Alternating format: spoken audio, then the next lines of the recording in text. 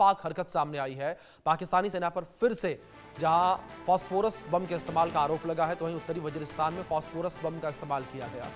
हैदरखेल, मुस्की और एपी इलाकों में फास्फोरस बमों का इस्तेमाल किया गया। पहले भी पाकिस्तानी सेना पर ऐसे हथियारों के इस्तेमाल के आरोप लगे हैं। ये बड़ी खबर जो इस बीच निकलकर सामने आ रही है। फास्फोरस बम अंतर्राष्ट्रीय कानून के तहत प्रतिबंधित रासायनिक हथियार माने जाते हैं। ये हथियार न सिर्फ इंसानी शरीर को गंभीर रूप से जलाते हैं, बल्कि पीढ़ियों तक असर छोड़ते हैं। इससे उपजाऊ जमीन तबाह हो जाती है और पर्यावरण को लंबे समय तक नुकसान पहुंचता है। ये पहला मामला नहीं है। इससे पहले भी लाल मस्जिद ऑपरेशन के दौरान पाकिस्तान सेना पर ऐसे ही हथियारों के इस्तेमाल का आरोप लग चुका है। मानवाधिकार कार्यकर्ताओं ने इस घटना की कड़ी निंदा करते हुए इसे सीधा युद्ध अपराध बताया। उनका कहना कि ऐसे कृत्यों के लिए किसी भी तरह का तर्क या सफाई स्वीकार्य नहीं हो सकती है। ये बड़ी खबर है जिस बीच निकलकर सामने आ रही है। उत्तरी वजीरिस्तान में फास्फोरस बम का इस्तेमाल करने की जानकारी फिलहाल निकलकर सामने आ रही है, जहां पाकिस्तानी सेना के द्वारा फास्फोरस बम का इस्तेमाल जो है किया गया है। पाकिस्तान लगातार अपनी नापाक हरकतों से बाज नहीं आ रहा। पाकिस्तान के द्वारा लगातार जो है नापाक हरकतें जारी हैं। ये बड़ी खबर है जो इस बीच निकलकर सामने आ रही है।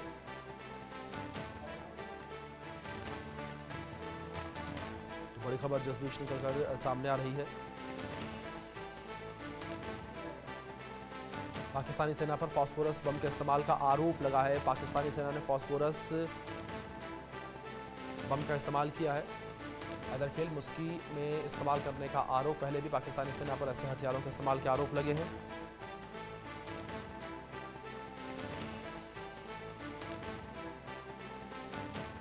बड़ी खबर जो इस बीच निकलकर सामने आ रही है। पाकिस्तानी सेना के द्वारा फास्फोरस बम का इस्तेमाल जो है किया गया है। ये बड़ी खबर है जो इस बीच निकलकर सामने आ रही है। पाकिस्तानी सेना पर फिर से फास्फोरस बम के इस्तेमाल का आरोप लगा है। नापाक हरकतों से बाज पाकिस्तान नहीं आ रहा। उत्तरी वजीरिस्तान में फास्फोरस बम का इस्तेमाल किया गया है। ये बड़ी खबर है जो इस बीच निकलकर सामने आ रही है।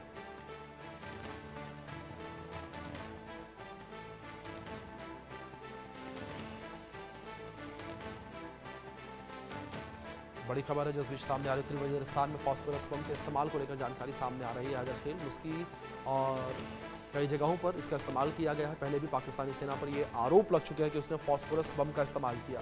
हमारे सहयोगी अजय जांडियाल जुड़े हैं, उनका रुख करेंगे इन्फॉर्मेशन के लिए। अजय, क्या जानकारियां मिल पा रही हैं फिलहाल कि किस तरीके से पाकिस्तान के द्वारा इस फास्फोरस बम का इस्तेमाल किया गया और इस बम के इस्तेमाल करने के बाद किस तरीके से इसके दुष्परिणाम देखने को मिले? देखिए अभिषेक, सबसे बड़ी बात यह है कि आखिरकार कैसे कोई भी देश इंटरनेशनल नॉर्म्स को जो है वो कानूनों का उल्लंघन कर इस जी, तरह से सिविलियंस के खिलाफ, क्योंकि जिनके खिलाफ पाकिस्तान वहां जंग छेड़ने की बात कर रहा है वो लोग सिविलियंस हैं, उन सिविलियंस को टारगेट कर रहा है। ये अपने आप देने वाला है। जानकारी के मुताबिक पाकिस्तान टीटीपी के खिलाफ और वहां के जो लोग हैं रिहायशी, जो जिस खैबर पख्तूनख्वा में वजीरिस्तान में जहां पे इस वक्त हमले कर रहा है, वहां पर फास्फोरस का इस्तेमाल कर रहा है। ये एक केमिकल वो कहा जा सकता है कि होता है जिसके जरिए वो इस्तेमाल करके लोगों को निशाना बनाता है। आप तस्वीरों में देख सकते हैं, ये तस्वीरें अपने आप में बयां कर रही हैं कि कैसे फास्फोरस बम जो है उसका इस्तेमाल कर वहां के रिहायशी इलाकों को निशाना बनाया जा रहा है। इससे पहले भी आपको याद होगा एक बार बलूचिस्तान में ऐसे हमला हुआ था जिसमें कई लोग जो है वो कई लोग मारे गए थे, आग लग गई थी उस पूरे इलाके में और उसमें काफी नुकसान हुआ था। और ऐसे में अब पाकिस्तान वहां पर निहत्थे लोगों के खिलाफ अगर इस तरह के वेपन का इस्तेमाल कर रहा है तो ये सीधे तौर पर ह्यूमन राइट वायलेशन है और इंटरनेशनल लॉज की जो है वो सीधे तौर पर उल्लंघना है। जी। दूसरी ओर अजय, आपसे जानकारी यहां पर यह भी चाहूंगा मैं कि जिस तरीके से अगर पाकिस्तान को लेकर बात करें, पाकिस्तान बार बार ऐसी नापाक हरकतें करता रहा। इससे पहले भी पाकिस्तानी सेना के ऊपर यह आरोप लगे कि पाकिस्तानी सेना ने फास्फोरस बम का इस्तेमाल किया। जो मानवाधिकार संगठन है वो किस तरीके से इसको लेकर रिएक्ट कर रहे हैं, क्योंकि फास्फोरस बम के जो दुष्परिणाम है वो सालों तक रहते हैं, लोग उसके दंश झेलते हैं। देखिए बिल्कुल आपने ठीक कहा, जिस तरीके से लगातार फास्फोरस का इस्तेमाल किया जा रहा है निशाना बनाने के लिए, उससे साफ लगता है कि पाकिस्तान जो है सीधे तौर पर ह्यूमन राइट वायलेशन कर रहा है। और दूसरी चीज ये है कि जो ह्यूमन राइट वायलेशन पाकिस्तान में होती है उसको लेकर लगातार वहां के लोग जो है आवाज उठाते रहेंगे, मगर उनकी आवाज को कोई सुनने वाला नहीं है। कोई नहीं इस चीज को देखना चाहता कि आखिरकार पाकिस्तान वहां के निहत्थे लोगों पर किस तरह से अत्याचार करता है, चाहे पीओके का इलाका हो, खैबर पख्तूनख्वा का इलाका हो, बलूचिस्तान का इलाका हो।